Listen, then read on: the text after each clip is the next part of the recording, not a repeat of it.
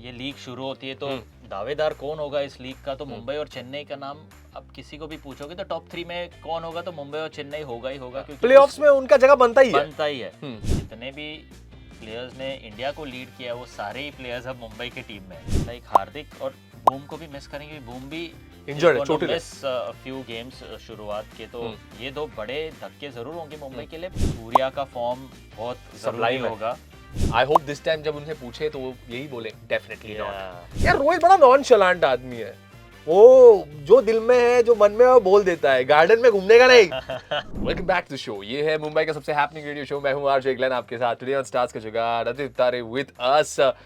India के मतलब shining star, Mumbai Indians के शाइनिंग स्टार आदित्य तारे। एल क्लासिको होने वाला है मुंबई और चेन्नई के बीच में। ये जो बैटल होता है सबसे बड़ा बैटल होता है। ये एल क्लासिको फुटबॉल के लिहाज से देखें तो it is Barcelona versus real Madrid. Cricket के पर्सपेक्टिव से देखें तो हमेशा मुंबई और चेन्नई के मैच को बोला जाता है। ये इतना महत्वपूर्ण मैच क्यों है आपके हिसाब से? क्योंकि दोनों ही टीम आप देखोगे तो अलग अलग समय पे उन्होंने डोमिनेट किया है इस लीग को, और दोनों ही टीम के पास अभी शायद 5-5 चैंपियनशिप्स है, तो ब्रैगिंग राइट्स अभी शेयर हो रहे हैं। और कभी चेन्नई आगे थी, कभी मुंबई आगे थी, और हमेशा ही जब ये लीग शुरू होती है तो दावेदार कौन होगा इस लीग का, तो मुंबई और चेन्नई का नाम अब किसी को भी पूछोगे तो टॉप 3 में कौन होगा तो मुंबई और चेन्नई होगा ही होगा, क्योंकि प्लेऑफ्स में उनका जगह बनता ही है। तो उस लेवल का जो है एक्सपेक्टेशन भी है, उस लेवल का हिस्ट्री है दोनों फ्रेंचाइज में। चेन्नई के पास एक यंग कैप्टन है ऋतुराज गायकवाड़। मुंबई के लिहाज से देखें तो हार्दिक पांड्या इज कैप्टन। पहला मैच जो होने वाला है हार्दिक नहीं खेल रहे हैं because of a 1 match ban. Surya Kumar Yadav की अगुवाई में पूरा जो टीम है मुंबई का खेलेगा। But if you look at the Mumbai team itself, you have a Bumrah, you have a Surya, you have a Hardik, you also have a Rohit Sharma. 4 captains literally. तो मुंबई का पड़ना यहाँ पे भारी लगता है मुझे। देखो लीडरशिप की बात करें तो सारे अभी रिसेंट आप 6 महीने की बात करोगे, 6 या 1 साल की बात करोगे, जितने भी प्लेयर्स ने इंडिया को लीड किया वो सारे ही प्लेयर्स अब मुंबई की टीम में हैं। हाँ जी। तो लीडरशिप कैप्टनशिप की बात करें तो इतने ऑप्शंस हैं, but they have gone with Surya because T20 captain, yeah he is a T20 captain also. और लाइक हार्दिक और बूम को भी मिस करेंगे, बूम भी इंजर्ड है, चोटिल है। मिस फ्यू गेम्स शुरुआत के, तो ये दो बड़े धक्के जरूर होंगे मुंबई के लिए। पर नया चैलेंज है, नया सीजन है, और दोनों ही टीम्स नई बनी है, बड़ा ऑक्शन के बाद दोनों मिलने वाले। तो जो कोर है वो ऑफ कोर्स दोनों ही टीम्स हमेशा ही रिटेन करते आ रहे हैं। आप कभी भी देखोगे मुंबई और चेन्नई जब भी बड़ा ऑक्शन हुआ है, ऐसे दो टीम्स हैं जिन्होंने अपने मैक्सिमम रिटेंशंस रखे हैं, तो they believe in having the core intact, right. So that helps the team a lot, because आपके प्लेइंग 11 में से 5 प्लेयर्स तो होते हैं जो हर साल आपके लिए खेले। सूर्या का फॉर्म बहुत जरूरी होगा कि पिछला T20 जो सीरीज था शायद इंग्लैंड के साथ, तो सूर्या के रन्स इतने बने नहीं थे, तो वो एक मेरे लिए थोड़ा, तो मुंबई के लिए कुछ अलग ही हैट पहन के आता है। एग्जैक्टली। तो वही मैं कह रहा हूँ कि भले उसका फॉर्म कैसा भी हो, जैसे वो मुंबई इंडियंस को या आईपीएल में खेलने आता है, हर साल 500-600 रन है ना कंसिस्टेंटली बनाता है। हाँ तो वो एक चीज है कि works in Surya's favor. He loves playing at the Wankhede especially. And he loves his chewing gum also. He loves his chewing gum. He has that, aura about himself. He's also Chembur boy. Yeah, Chembur boy. Our neighbor he is Devnar now. So yeah, Chembur boys are epic. There is one Aditya Tare, there is one Glenn Saldana, and there is Surya Kumar Yadav. I can't believe I took all these names in one breath. मेरा नाम भी इनके साथ मैंने जोड़ दिया। इसको बोलते हैं slid into their DMs. Opening में किसको देख रहे हैं? Ishan is not there. वो एक चेंज होगा, पर I think almost like to like replacement हुआ है। Ryan Rickelton who is South Africa, from South Africa. SA20 क्या खेला है भाई वो आदमी। SA20 कमाल का खेला है। फिर टेस्ट डेब्यू किया, उसमें उसने 200 रन बनाए पाकिस्तान के सामने। फिर अच्छे फॉर्म में, चैंपियंस ट्रॉफी में भी थोड़े रन बना के आ रहे हैं। उनको स्पेशली मजा आएगा वानखेड़े के स्टेडियम में। होम गेम्स में आप रायन रिकल्टन को अगर आप देखोगे तो आपको समझ जाएगा कि क्यों रायन रिकल्टन को एमआई ने लिया है। और almost like to like replacement है, keeper batter, left hander, top of the order Ishan के लिए।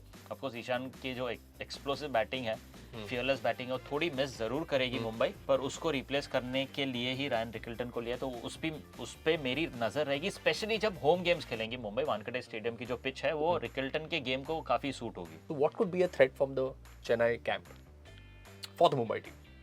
I think Chennai is a team who are very instinctive, and that is the reflection of MSD. They always, all I've heard is they have very short team meetings, really a planned kind of a atmosphere. They all go with the flow. They are very instinctive, and that is why they're dangerous. I feel T20 is a game where you cannot plan a lot. Everything changes in every ball. If you see MSD will, when he was a captain, कभी भी किसी को भी भेज देते थे batting करने. Correct. Bowling में चेंजेस ऐसे चेंजेस करते थे जोगिंदर कि शर्मा यार, लास्ट ओवर उसको जोगिंदर शर्मा को दे दिया यार फाइनल में.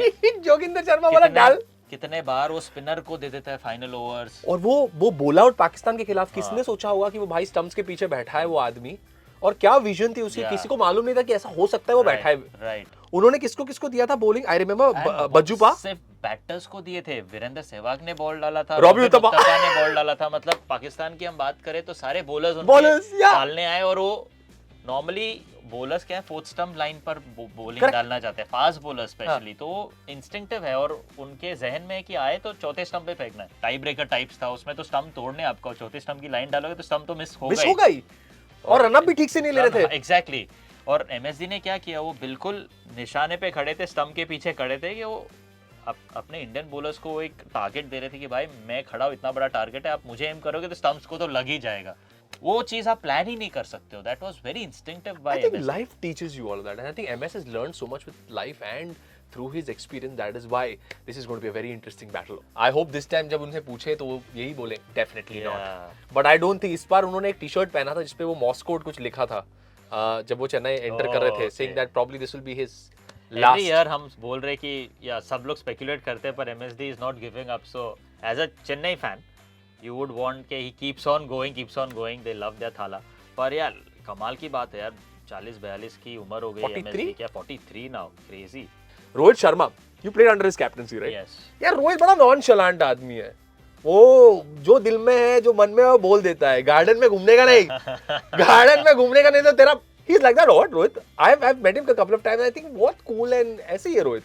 Yeah, he's very chill. Like he's very passionate also. Not many people know.